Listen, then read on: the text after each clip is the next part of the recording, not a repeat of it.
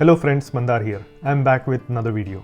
Today I'm going to talk about 10 money saving tips after you arrive in Canada for immigration. So if you're interested in this topic, please stay until the end and let's get started.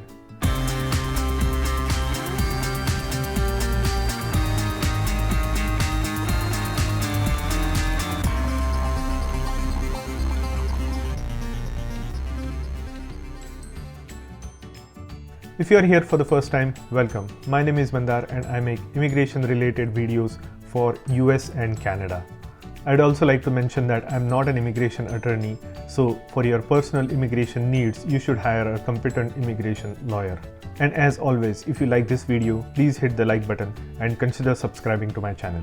Now let's get started. During this process, I have learned from my personal experience that there are several different things that you should consider when it comes to your own money. It is your hard-earned money from the country that you have worked in, and when you move to a new country, there are some pitfalls that you should avoid to make sure that your money does not lose its worth or value. But there are things that you should do and you should not do when you move to the new country. So here are the 10 important tips for you to save your money and use it wisely when you move from your country to Canada. How much money should I bring from my home country to Canada when I immigrate? So this is a complicated question and every individual situation is different. I'll still give you some personal tips that will be helpful for anybody who is moving from their home country into Canada. Bring only as much money as you actually need.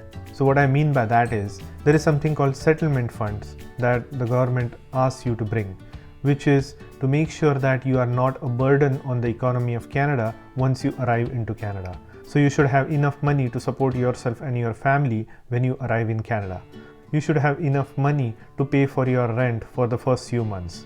You should also have enough money to pay for your groceries and clothing and essential things for living. If you do come with a job offer and if you are starting to work right away, then that's good. You'll still have to wait for your first paycheck to come after 15 days or a month, during which time you will still need to survive. So bring enough money for you and your family to survive for first few months. If you don't have a job after you arrive, I would say bring the funds sufficient for up to 6 months. In some cases, you might be lucky to find a job within the first few weeks, but in some other cases, you might take some more time. I would say bring the settlement funds for up to 6 months to support yourself and your family. So that was the tip number 1.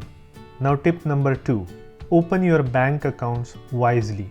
So first thing when you arrive into Canada is you will need to apply for your SIN number, which is social insurance number, and also your provincial health card. The social insurance number is required everywhere you go. You cannot survive in Canada without the social insurance number because it is required in your financial institutions, it is required in your job and various other things.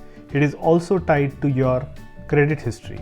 After you get your SIN number, you can go to the bank as early as possible to open a bank account. So any money that you bring from your home country needs to be deposited into a bank account. So that's the reason you will need to do this as soon as possible. Now, there are certain tips when you open a bank account. Canadian financial institutions and banking systems are very mature. They have heavily invested into their infrastructure and securities, and this comes at a price. So when you walk into a bank in Canada to open a bank account, you'll be surprised that there are very few accounts that are absolutely free. Now coming from the home country where you keep your money with the bank and the bank does not charge you anything to hold it for you is a normal thing. But in Canada, when you deposit your money into any kind of account, there is something called account service fee, and which is very common across all the accounts. So sometimes they waive this fee if you add additional accounts such as savings account, investment accounts, or a credit card account. So when you have these other accounts, they waive those service account fees. So you have to be very careful when you go into the bank for the first time. You have to carefully look at what are all the options that they have for bank account. You may want a bank account just to do your checking day-to-day transactions, or you may want a bank account for savings or retirement funds, whatever it may be. Check what are the fees, what are the minimum balance requirements for that account, because if you drop below that particular balance, you will start incurring heavy fee per month. Sometimes if you have a direct deposit account, they may waive those fees, or if you have foreign transaction accounts, they may also waive those fees. So check what the bank has to offer and go for the accounts that make sense for you. Just avoid the pitfall that you open up the bank account and suddenly you start seeing monthly service account which could go as high as $20 to $30 per month, which is significant when you are newly into the country. So that was tip number 2. Tip number 3 is also connected to the bank, but it is regarding credit cards. So as I mentioned earlier, in Canada, you will need a SIN number and also your credit history. Credit history is tied to all your bills and payments that you make on time, and it is built over time.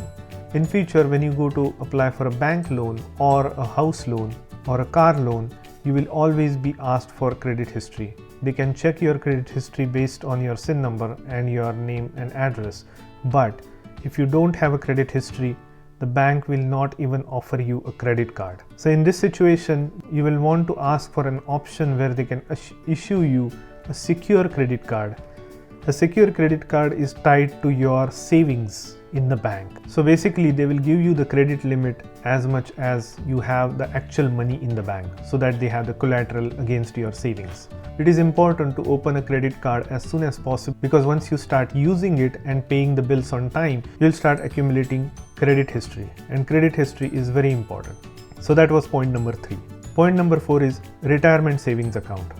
So there is something called RRSP, Registered Retirement Savings Plan in Canada. It is equivalent to 401k in US or pension plan in your home country. Now, Canada has something called CPP, which is Canada Pension Plan, and that is offered through your employment. That is mandatory. Once you start earning anywhere and once you start working, you will always be contributing towards CPP.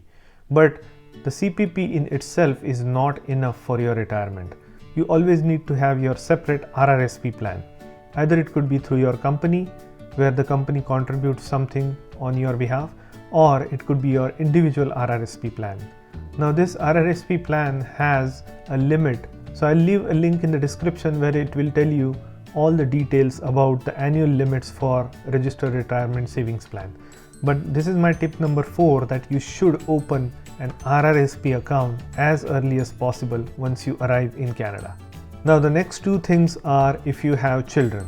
Now Canada is one of the few countries that will offer you a lot of benefits if you have kids. Point number 5 is you should open a registered education savings plan for your children. Now RESP is also managed by the government, and the great thing about this plan is the government will deposit a certain amount into your child's bank account every month if you open this plan and also make your own contributions. So there are 2 types of grants that government can give you into your RESP plan. Is specifically for your child's, once the child grows up to a certain age and is ready to go to the school or college, this plan can pay for the tuition fees. And government makes contributions in 2 forms. One is through education savings grant. So government can give you up to $70 to $100 in lifetime benefit if you contribute a certain amount into this plan. Obviously, this depends on your income and several other factors, and I will leave a link in the description to go through that in details. The second way the Canadian government contributes to its plan is Canada Learnings Bond. So that is a separate amount that also is tied to your income and other factors, and based on your contribution to this plan. So remember, point number 5, always open a registered education savings plan for your children. Point number 6 is Canada Child Benefit. Now this program is entirely run by CRA. What it means is if you qualify in this program, you will get tax credit. There are certain rules and eligibility criteria to qualify for this program. You will always get some special grants towards kids. In addition to the federal Canada Child Benefit Plan, there is also provincial child benefit programs. Now these provincial programs are managed by individual provinces, and each province has their own set of rules. This is also a program that you should not forget to enroll as soon as you arrive in Canada with your children. Now number 7, there is also something called Child Disability Benefit Plan. This is available for individual children with disability, and you apply this through your tax returns. When you file your tax returns, and if you have a disabled child, you can mention it as such, and this program automatically enrolls you into that. Now the last 3 points I want to mention are related to your lifestyle. Number 8 is related to housing. So when you initially come into Canada, you have limited settlement funds. You should always look for a rental place rather than buying a house or a condominium right away. The reason is you want to save enough for about 20% of the down payment if you want to buy a house in the future. The reason you want to save for 20% of the house value, then you get good mortgage interest rates and you also don't need to pay for your mortgage insurance payments. In Canada, you can buy a house with as little as 5% down. But remember that there are other associated mortgage costs if you put too less of a down payment. So that is a money trap and you should always avoid. So my advice is rent a place until you accumulate about 20% of your down payment. That will save you a lot of money in the transaction. So that was point number 8. Also, I forgot to mention, when you rent a place, always make sure that you have amenities in the rental apartment. What am I talking about? Canada is a cold country, and if you are a fitness enthusiast and if you like to run or work on the treadmill, it's not easy as going outside and having a run. Because of the weather restrictions here in Canada, you might not have that flexibility to go out for a run. And for that matter, you will need an apartment where you have a gym and fitness facility. Fitness facilities that are too far from your place, which means you will need to either take public transportation or drive a car to go there and spend additional money into renting that place. Instead, you can look for an apartment that already has fitness center available that is included in your rent.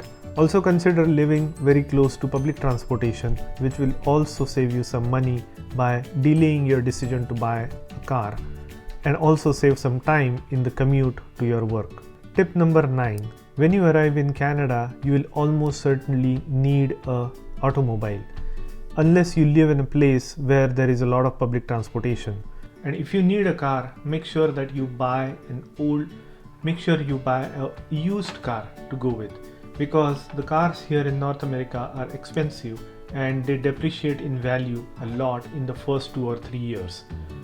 So you might want to buy a car which is about 2 to 3 years old, which is good enough and new enough for you to go for a long time, but at the same time don't depreciate that much during the first few years of ownership. But my advice to newcomers is look for a car that is 2 to 3 years old, which has already depreciated in value, and you get a better deal out of it, still having a new and working condition car for initial few years.